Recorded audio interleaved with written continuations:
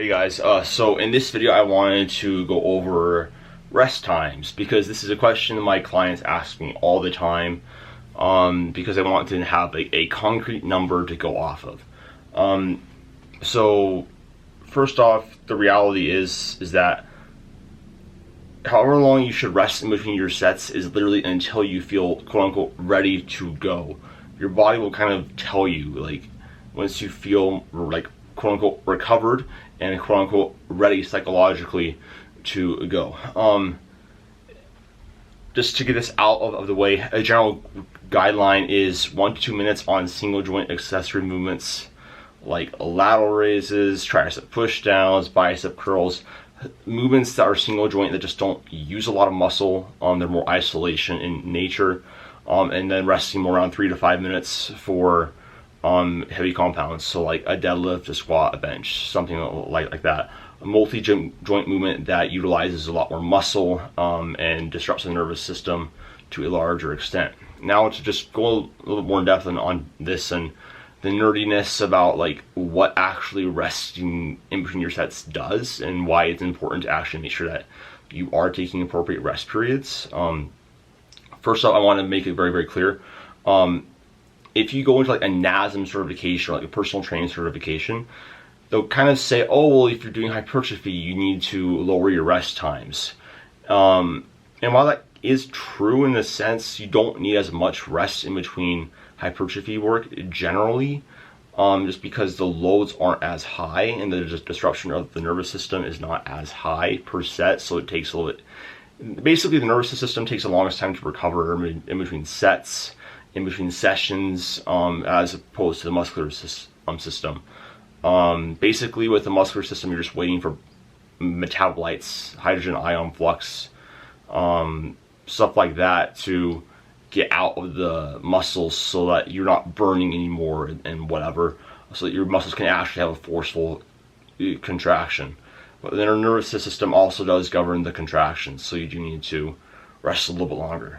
Anyways, resting less in hypertrophy is not exactly correct, because if you're doing that at the expense of volume, at the expense of productive sets, you're going to have to essentially kind of have more or less, in order to have the same volume, productivity, and stimulus, because set per set, if you're not resting enough, the sets are just not going to be as stimulative.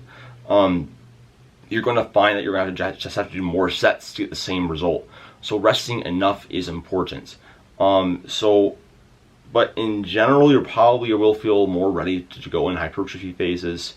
We'll generally need a little bit less rest times, as opposed to strength and power training, because it's more maximally stimulative and more taxing and fatiguing set per set.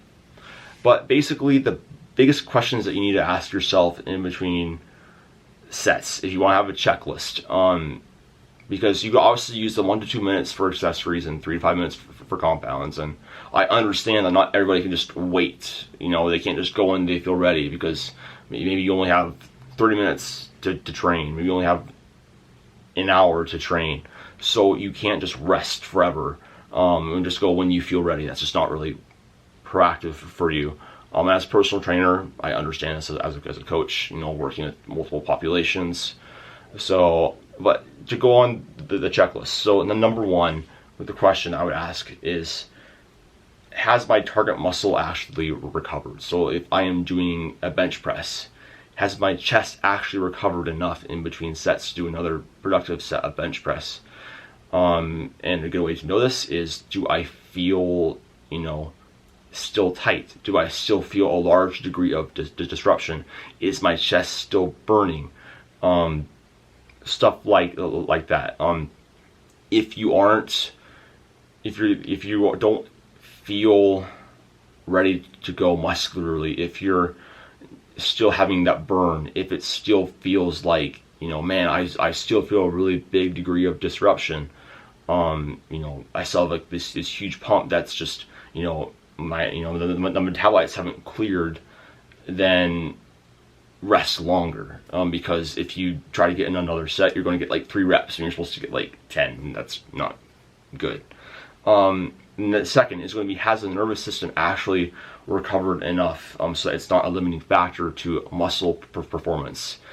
Basic muscle physiology, there's something called motor neurons that will innervate muscle fibers. It's called the motor end plates, motor neurons. And basically what they'll do is they'll innervate. They have neurons that innervate muscle fibers, and it will send an electrical signal with like acetylcholine, sodium, stuff like that along the nerve to tell the muscles, hey, let's contract.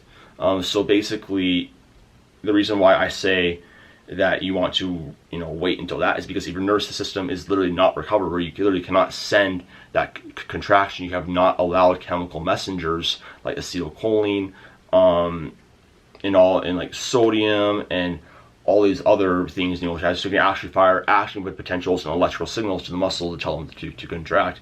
You're not going to have another set.